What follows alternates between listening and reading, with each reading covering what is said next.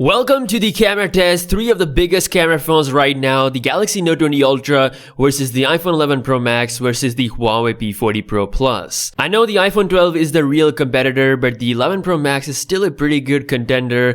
And yeah, let's just get right into it. Now first up, I'm gonna answer the main question which people have been asking me all day. Has Samsung actually fixed the autofocus issue which we have seen with the S20 Ultra? Is it actually fixed or not? And the answer to that is absolutely yes. The autofocus is super fast. It is as snappy as the iPhone or the P40 Pro Plus. In my personal testing, actually faster than the P40 Pro Plus. Samsung has nailed this completely. We actually have a brand new sensor on the back just to assist with the autofocus, and it really does the trick. It's super quick, really impressive indeed. Now, in terms of the pictures, these phones can take great photos outdoor. Obviously, the difference will be in terms of the color, and because of the size of the sensors, we're gonna see things a bit more in focus on the iPhone if you're taking photos up close compared to the Samsung and Huawei. But the flip side to having a bigger sensor means you get a better depth of field. Overall quality looks great on both phones. They all do a phenomenal job outdoor.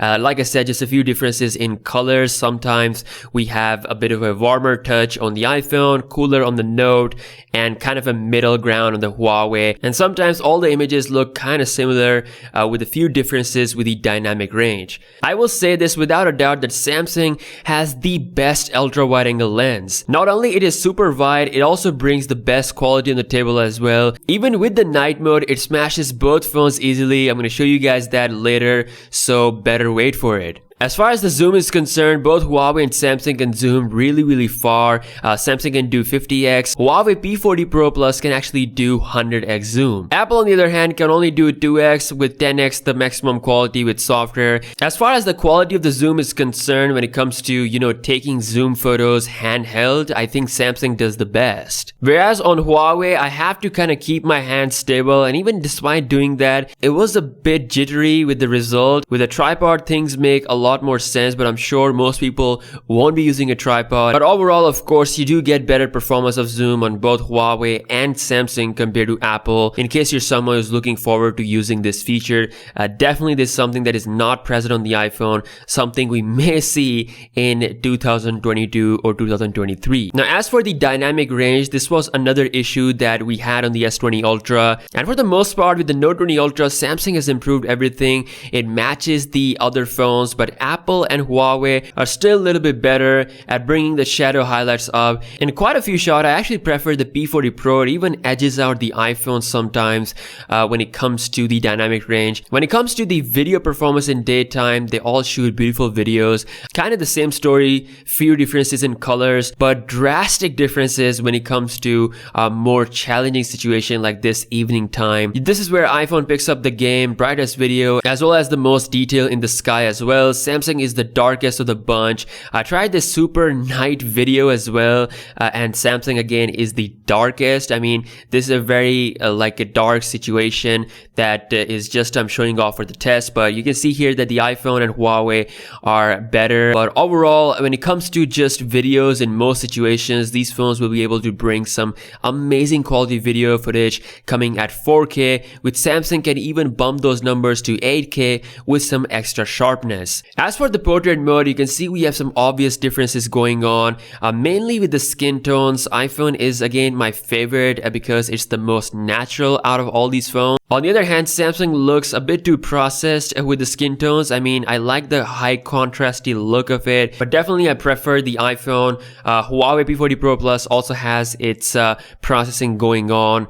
Overall, they all do fairly great job in background blur. Here's another portrait image with a bit of a challenging background, and you can see Huawei completely deep frying me. Both Samsung and Apple kind of keeping the balance there. Sometimes the effects on Huawei phone can get a little too much. By the way, the AI mode on Huawei was disabled the whole time because I felt like it was a bit too strong for my taste. Now, when it comes to selfies, the iPhone does the same thing, of course, keeping all that natural look, but when you switch to the portrait mode, it crops in, so you're not getting as wide of a result as you get on Samsung or Huawei. So Samsung takes this to a really good, nice wide level, and same thing with the portrait mode, no difference. Once again, same thing with the Huawei P40 Pro Plus. It's got a dual punch hole selfie camera system, and honestly, in comparison to the single camera system of Apple and Samsung, I don't really see a huge difference in terms of the quality. Now, a bit of a challenging situation with a bright background,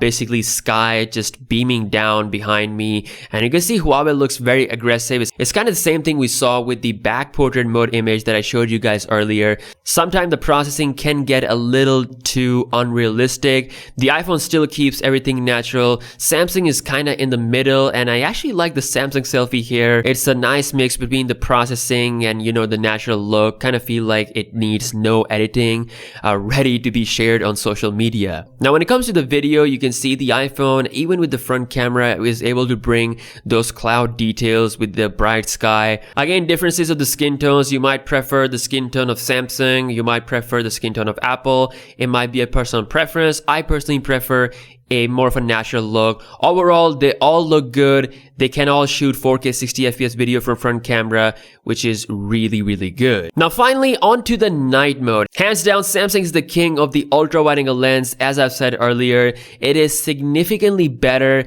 in night mode performance compared to any other Samsung phone I've tried out. When it comes to the ultra mode, for main lens, it's just as good as the Huawei P40 Pro Plus and the iPhone 11 Pro Max. By the way, iPhone does not have an ultra wide angle lens night mode, so it doesn't really do anything. It literally becomes a useless lens when you are in a low light situation or in a night situation. This is something that Apple will definitely change with the iPhone 12.